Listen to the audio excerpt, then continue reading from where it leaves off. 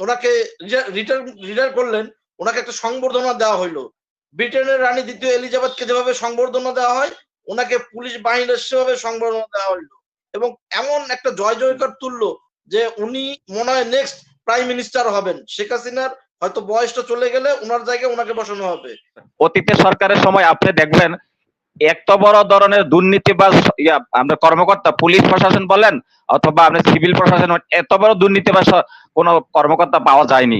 এটা আমি আবুল কালাম আজাদ ভাইকে চ্যালেঞ্জ করে দিলাম, যদি উনি বের করে দেখাইতে পারেন ওনার হাজার ভাগের মানে আপনার যদি দুর্নীতি করেও থাকে সেটা হচ্ছে 10 কোটি 20 কোটি 50 কোটি হাজার হাজার কোটি টাকা দুর্নীতি, এরকম কোন কর্মকর্তা যদি বের করে দেখাতে পারেন আমি আর কোনোদিন রাজনীতি করবো না এবং রাজনীতি মাঠেও যাব না। বেনজির সাহেব যে ওনার অ্যাকাউন্ট গুলা খালি করে ফেললেন, আবুল কালাম আজাদ ভাইয়ের কথা মতো যদি ধরি যে 4 তারিখে উনি বাংলাদেশ থেকে বাংলাদেশ ত্যাগ করছেন বউ বাচ্চা সহ, তখন ব্যাংক খালি করছেন, তাহলে উনি এই যে রিপোর্টটা হওয়ার আগে উনি নিশ্চয়ই জেনে গেছেন যে ওনার বিরুদ্ধে একটা রিপোর্ট হচ্ছে, উনি এই কারণে উনি টাকাগুলা আগেভাগেই সরিয়ে ফেলেছেন যেন এই টাকাগুলা না পায় এবং উনি আগেভাগেই বাংলাদেশ থেকে পালিয়েছেন।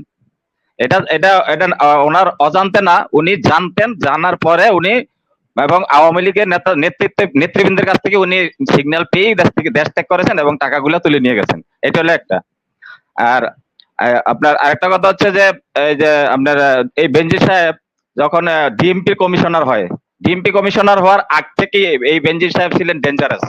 উনি বেপরোয়া চলাফেরা করতেন এবং বেপরোয়া ভাবে উনি মানুষের উপরে অত্যাচার করতেন। উনি হচ্ছেন ডিএমপি কমিশনার, তারপর র্যাব প্রধান, তারপরে হচ্ছেন কি উনি আইজিপি হলেন। কিভাবে হচ্ছেন? এই যে খুন হত্যা, আপনি যে মারুফ রাজু ভাই বলছেন যে 5ই মে শাপলা চত্বরে যে অপারেশন শাপলা বলে যে হত্যাকাণ্ড ওটা হয়েছিল, প্রায় 3 থেকে 4 হাজার লোক হত্যা হয়েছিল, সেইটার একমাত্র নায়ক হচ্ছে এই বেনজির এবং আজিজ আহমেদ।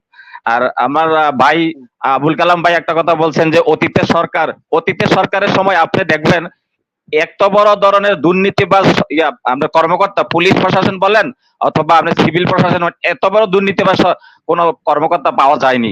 এটা আমি আবুল কালাম আজাদ ভাইকে চ্যালেঞ্জ করে দিলাম, যদি উনি বের করে দেখাইতে পারেন ওনার হাজার ভাগের মানে আপনার যদি দুর্নীতি করেও থাকে সেটা হচ্ছে 10 কোটি 20 কোটি 50 কোটি হাজার হাজার কোটি টাকা দুর্নীতি, এরকম কোন কর্মকর্তা যদি বের করে দেখাতে পারেন আমি আর কোনোদিন রাজনীতি করবো না এবং রাজনীতি মাঠেও যাব না।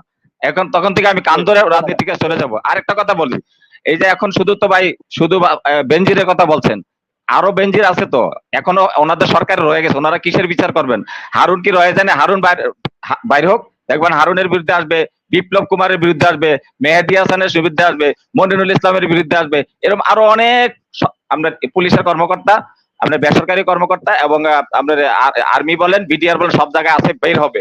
এবং বর্তমান এই সরকার যাওয়ার পরে দেখবেন যে এর সবকিছুর দায়ভার এই বর্তমান প্রধানমন্ত্রী শেখ হাসিনার ঘাড়ে পড়বে এবং ওনাকেই এই দায়ভারটা নিতে হবে, কারণ উনি এগুলাকে প্রশ্রয় না দিলে এত বড় অন্যায় বাংলাদেশে হতে পারতো না। আর আজকে আরেকটা জিনিস দেখলাম যে ব্রাহ্মণবাড়িয়ার ওই যে ভাইস চেয়ারম্যান উনি গুম হয়েছিলেন, ওনাকে আজকে নারায়ণগঞ্জে ওনার লাশ পাওয়া গেছে।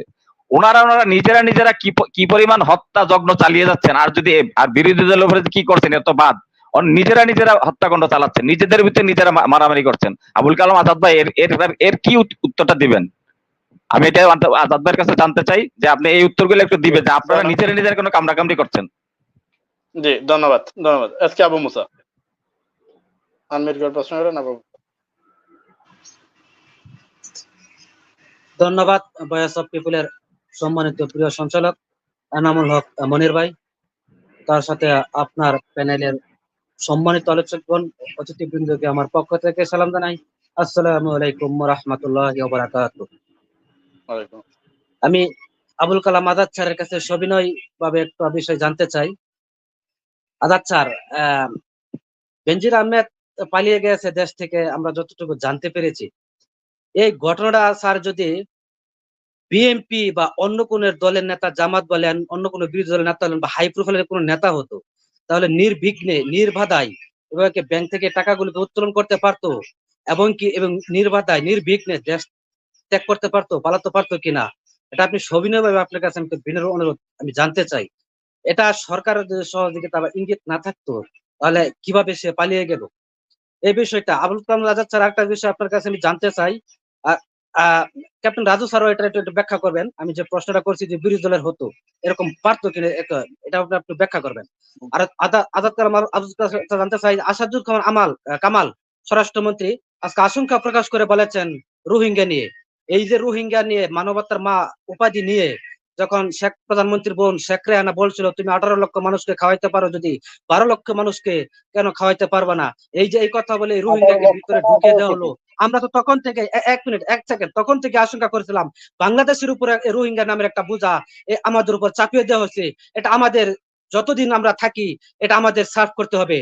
আজকে বিরোধী দলকে যেভাবে বিচক্ষণ ভাবে চিন্তা করে যে দমন করে ক্ষমতায় কিভাবে টিকে থাকা যায়, এভাবে যদি বিচক্ষণ ভাবে চিন্তা করতো রোহিঙ্গা সমস্যাটা কিভাবে সমাধান করা যায়, তাহলে আমি মনে করি এতদিন রোহিঙ্গা সমস্যাটা সমাধান হয়ে যেত। ধন্যবাদ আপনার সবাইকে। আশা করি আমার ধন্যবাদ মনির হোসেন। ধন্যবাদ এনাম ভাই এবং সম্মানিত আলোচক বৃন্দ, আসসালামু আলাইকুম। বাংলাদেশ আওয়ামী লীগ দেশের একটা ঐতিহ্যবাহী দল। এই দলের নেতৃত্বে আমরা 74 দুর্ভিক্ষ দেখলাম এবং সর্বশেষ অনেক সরকারি কর্মকর্তা, সিভিল প্রশাসন, পুলিশ প্রশাসন, সামরিক প্রশাসনের কর্মকর্তারা দুর্নীতিতে ব্যস্ত। তাহলে কি আমরা ধরে নিব আওয়ামী লীগ আন্দোলনে সফল কিন্তু প্রশাসন পরিচালনা ব্যর্থ? আর মারুফ স্যারের কাছে প্রশ্ন করব যে এরশাদ বিরোধী আন্দোলনে বাংলাদেশের ছাত্র নেতৃত্ব অনেক আন্দোলন করেছে, অনেক নেতা সৃষ্টি হয়েছে, কিন্তু এই 15, 17, 20 বছরে সেরকম ছাত্র নেতৃত্ব কেন গড়ে ওঠেনি? এটা কি কোনো রাজনৈতিক দলের ব্যর্থতা? ধন্যবাদ স্যার। জি ধন্যবাদ। মাসুম। ধন্যবাদ মনির ভাই, আপনি সহ বিজ্ঞ আলোচক প্যানেলের আমার আবুল কালাম আজাদ ভাই, প্রিয় ক্যাপ্টেন মারুফ রাজু ভাই এবং অ্যাডভোকেট আফজুল হক স্যারকে আমার সালাম জানাই। আসসালামু আলাইকুম ওয়া রাহমাতুল্লাহ। মনির ভাই, আমি একটু আগে একটা সমকালের রিপোর্ট পড়লাম, দেখলাম যে আমাদের বর্তমান এই যে বেনজির আহমেদ, আমাদের প্রেস ক্লাবের সাবেক সভাপতি শফিকুল এমপির বর্তমান এমপি, উনি সাবেক সভাপতি ছিল প্রেস ক্লাবের। ওনার একটি টিভি চ্যানেল সিটিজেন মানে উনি প্রকাশ করতে চেয়েছিলেন, এটা এখনো ওই সরকারি বিভিন্ন বিষয় আটকে আছে, উনি প্রকাশ করতে পারেননি। এই টিভি চ্যানেলটিকে নিয়ে নেওয়ার লক্ষ্যে এমপি শফিকুল ইসলামকে বেনজির আহমেদ তার বাসা থেকে তুলে নিয়ে গিয়ে একটা হলুদ স্টাম্পে সই করিয়ে নেন। শেয়ার হোল্ডার হিসেবে তার 2 মেয়ে সেখানে ওই টিভির শেয়ারে থাকবেন। তো একজন এমপি কে যদি উনি আপনার ব্ল্যাক ক্ষমতা তার হাতে কতটুকু আমরা এটাতে উপলব্ধি করতে পারি যে রাষ্ট্রীয় সর্বোচ্চ পর্যায়ে। এর আরেকটা কারণ আমরা দেখছি, যখন উনি ওনাকে রিটায়ার করলেন, ওনাকে একটা সংবর্ধনা দেওয়া হইলো। ব্রিটেনের রানী দ্বিতীয় এলিজাবেথকে যেভাবে সংবর্ধনা দেওয়া হয়, ওনাকে পুলিশ বাহিনীর সেভাবে সংবর্ধনা দেওয়া হইলো এবং এমন একটা জয় জয়কার তুললো যে উনি মনে হয় নেক্সট প্রাইম মিনিস্টার হবেন। শেখ হাসিনার হয়তো বয়সটা চলে গেলে ওনার জায়গায় ওনাকে বসানো হবে। তো যাই হোক, আমি আজকে দেখেন তার অবস্থা কোথায়। তো যাই হোক, আমি যেটা বলতে চাই, আমি অ্যাডভোকেট আফাজুল হক স্যারকে একটা প্রশ্ন করতে চাই এবং ক্যাপ্টেন মারুফ রাজু ভাই আমার এই প্রশ্নের উত্তরটা বিশ্লেষণ আকারে দিবেন।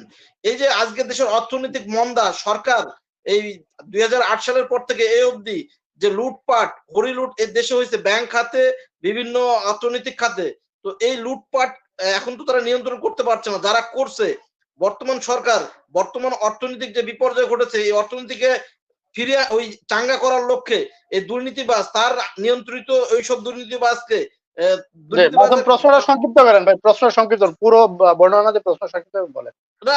আমি শেষ করছি মনির ভাই। মানে এই দুর্নীতিবাজদের কাছে মেসেজ দিয়ে সেই টাকাগুলো দেশে ফিরিয়ে আনার লক্ষ্যে বেনজির আহমেদ সহ যাদেরকে এখন ধরছে, এই তাদেরকে এই অর্থ টাকা ফিরিয়ে আনার লক্ষ্যে তাকে দিয়ে আর সব দুর্নীতিবাজদেরকে মেসেজ দিচ্ছে কিনা বর্তমান সরকার।